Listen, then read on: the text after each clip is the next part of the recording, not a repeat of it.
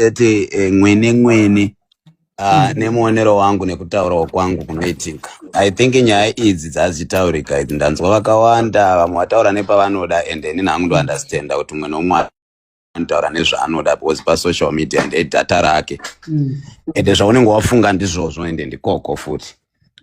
Inini kana ndichitarisa nyaya iyi ichiuya kwandiri I think I addressed it kuti inini nyaya iyi handisi kuida because of my reasons angu. Number 2, inini pandakataura nyaya iyi papachitaurwa nzakadrega mazita. I think zita 1 randakataura nekusungunuka kwangu nekuda nekuziva kwangu kuti hazvina zvazvinoaffecta to anybody ranga riri zita raDQ neraSisimeli according to here what was explained and what I was listening my voice note nema screenshot andanga ndinawo. Wakati later let me help you. I'm not against you and no it's fine, you can go right ahead. Inzwa and then muchembere soko don't leave it out. Yeah. Ndanditrenda because nyaya dzese dzemabhru akadhamba vari kuda kuti temesa musoro ndikudziziya kaidzi muchembere soko ndokwanda ndichienda Black Honey ikoko.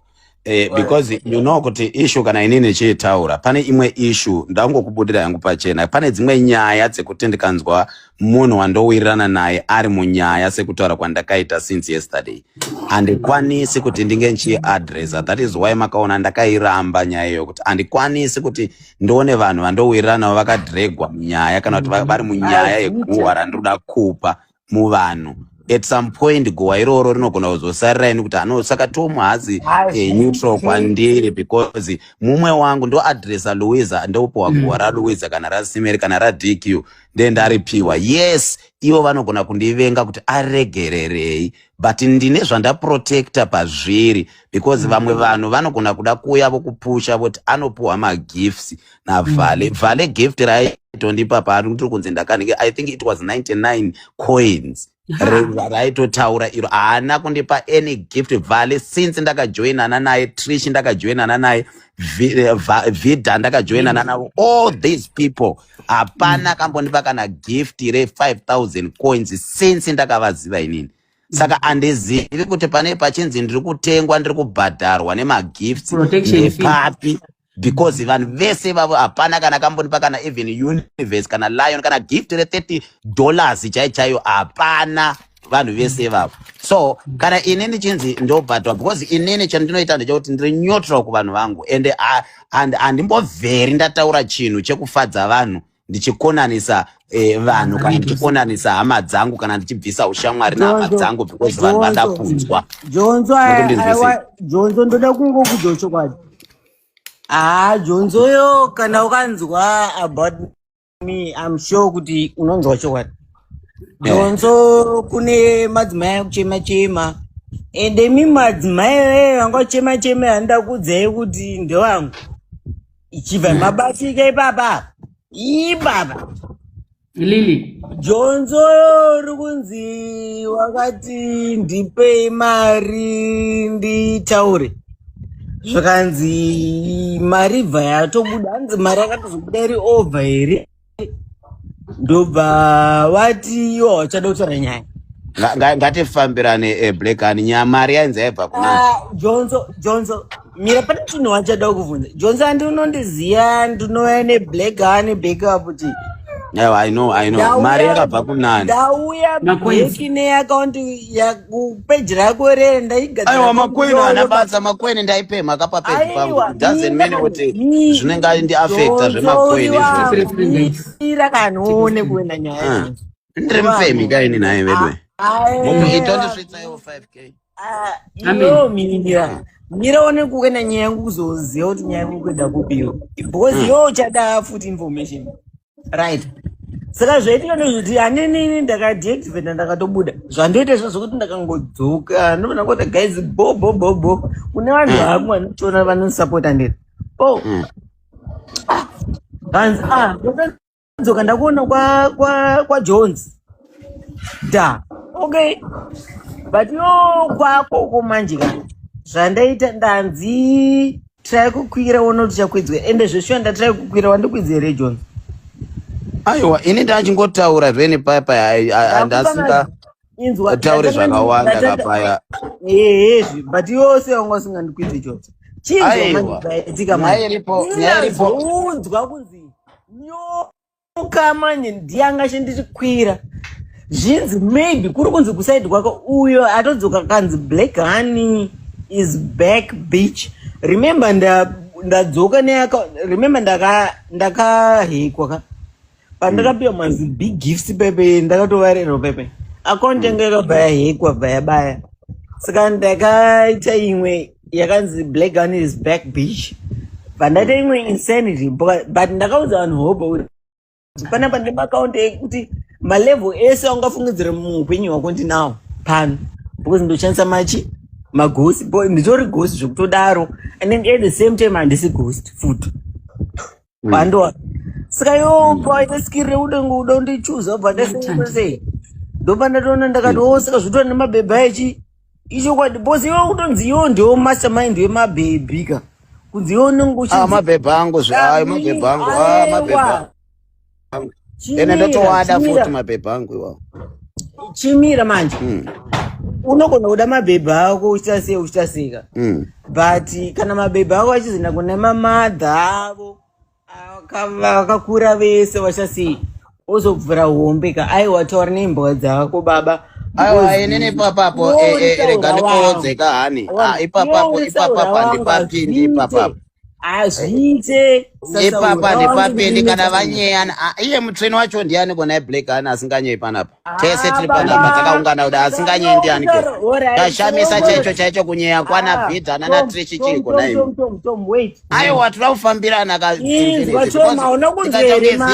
kuti tivengane nevanhu then tofungidzira kuti vanhu chaivo takuvavenga because of imimi mwemuda kuti vaende side renyu tese tiende side remunhu pano no hapana mutrene pano hapana mutrene pano tonyeya too much panapa saka tirege kuda kutarisa kunge nhinginikiri kunge munhu anyeya nhasi atobva aitochikanganisa too much aiwa Jones kana wakutodeswa kutokanganisa nyaya inini aiwa ndiri kutati munhu wese ari panapa vatirege kuda kubva tanyaya kuita ngenonzi kwaika matongonyeya kwani kwafanyo wacho wamurongoimba mastraight kwashamisa too much man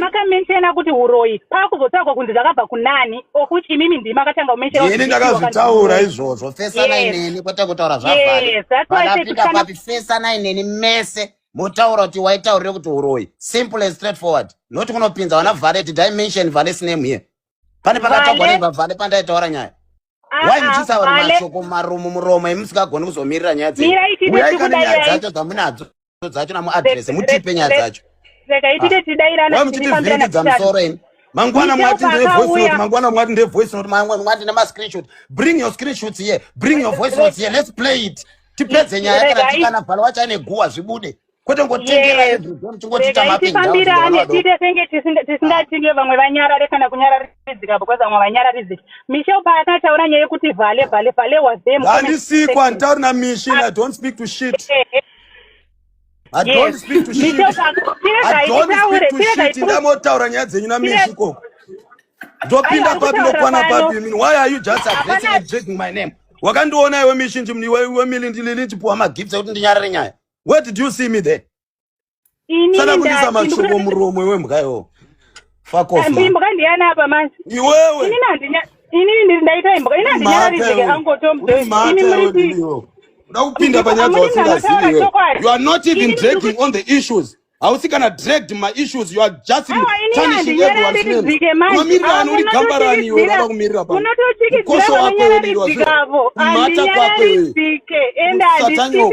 Unakupinda mnyaya dzevanu dzawakapinda nyaya dzako ndedzi pakadragwa nzita rako pa nyaya dzedzodzutaura. Anofana kutaura nyaya dzodzoti it's Melly and Dick you and Mchembere Soko who are dragged in the story. Not you You are dragging my name every time. You are dragging everyone's name. Urani, who are you, Banyame? Don't go show.